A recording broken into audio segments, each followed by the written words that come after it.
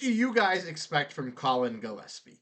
He has been added to this Suns team on a two-way deal, but has yet to play in the summer league for this squad.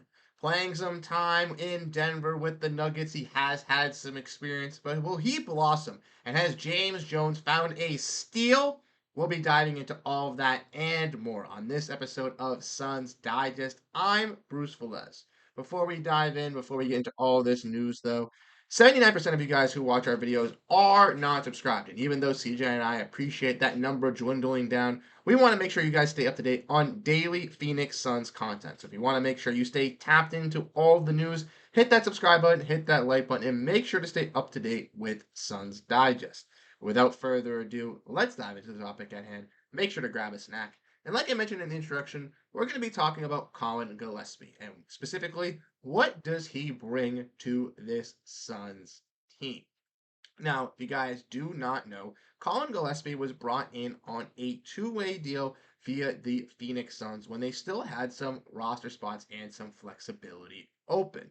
Now, Gillespie played 5 years in Villanova in the Big East, where he was a very talented and standout point guard for that college and for the Big East.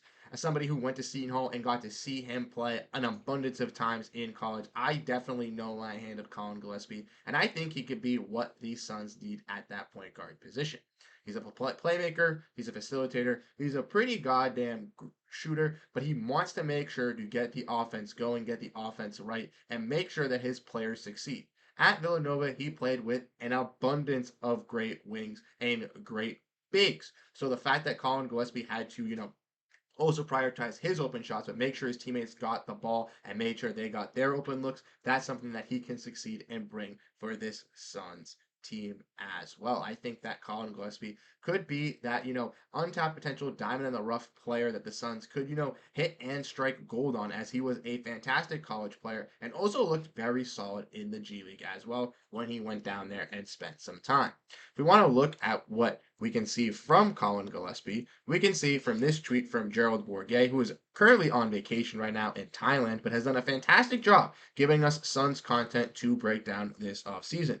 At the Summer League, he kind of interviewed Collin Gillespie and asked him on why he chose the Phoenix Suns, and Gillespie said that he thought it was a realistically good opportunity. Obviously, last year the Suns lacked a point guard, so the fact that he could come in here and maybe work his way up into being one of those two-way guys, two-way standardized contract gave him a lot of outlook and a lot of options. Now, obviously, coming from a team in Denver, where they have their star guard in Jamal Murray, who just got his big payday. Even though KCP just did leave this offseason, he was a valiant contributor. And Christian Brown was that replacement for both of those guys. Therefore, a guy like Collin Gillespie had kind of fallen down that ladder in Denver and necessarily didn't really see an outcome of him breaking out and making a standardized contract on that team. Therefore, he decided to leave and test his waters on another two-way deal, but this time in Phoenix with a team who doesn't really have that point guard. The only point guard under roster at this current moment is a guy in Monte Morris, who I still think can be a solid contributor off the bench, but is, in his, not his youngest days, but not his oldest days, in his, midish days. So a nice young guy to kind of learn, facilitate, and learn those ropes is key. And that's what the Suns wanted to do, and someone like myself and CJ suggested drafting a guy in Tyler Kolek for the Phoenix Suns. Ultimately, we saw Tyler Kolek get passed on by the Suns. He got selected in day 2 by the New York Knicks. He's looked stellar on their G League team. But if we want to look at this tweet and look at this capture via the Twitter, I don't remember whose this was off the top of my list. But as you can see, if you look at this picture, Collin Gillespie in the Summer League when he had his first year had similar numbers to a guy in Tyler Kolek. 21 points, 4 assists, and was producing around the same type of play style.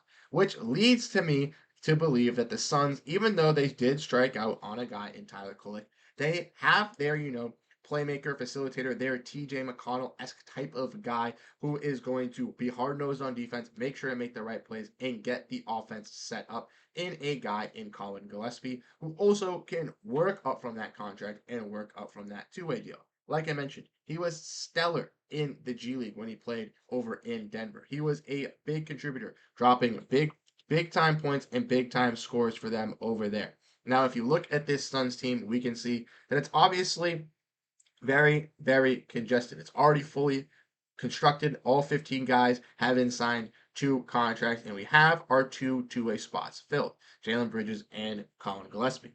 That ultimately leaves one two-way spot remaining for this Phoenix Suns roster, and one really open roster spot in general.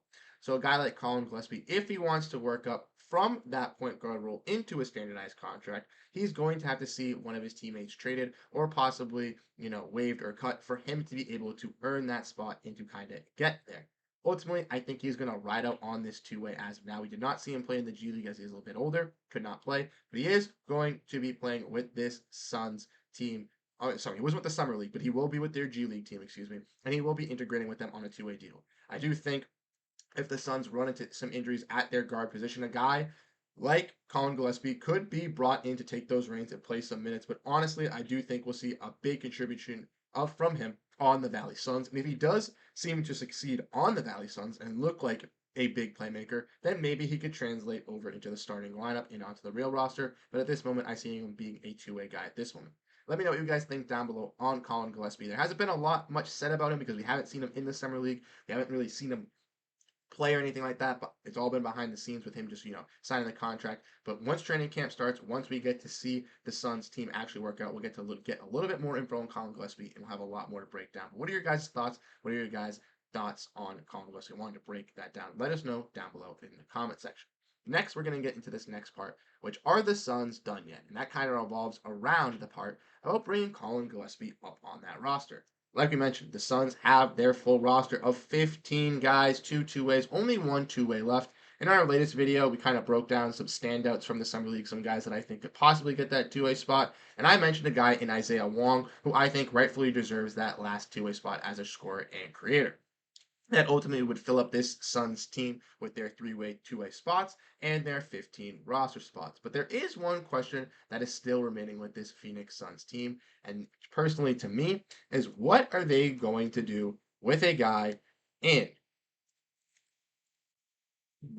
Nazir Little? That is right, ladies and gentlemen. Nazir Little has barely played for this Phoenix Suns team so far, and he's making $6.75 million on this team for the foreseeable future. Now, he was acquired in the DeAndre Ayton deal, which he was just a low piece of fruit thrown into it. The Suns kind of bid on and said, "Hey, we'll take this undeveloped potential piece player." But now with the Suns re-signing Royce O'Neal, bringing back Grayson Allen, having Kevin Durant, now drafting Ryan Dunn, and David Roddy looking exceptionally to be a solid contributor in the Summer League, and Dwayne Rankin has already said that they want to integrate him into this lineup and have him play. This is a huge question mark revolving around this team. As now, what is going to happen to Nazir Little? He's making $6.7 million. He doesn't look like he has a role, doesn't look like he has a spot.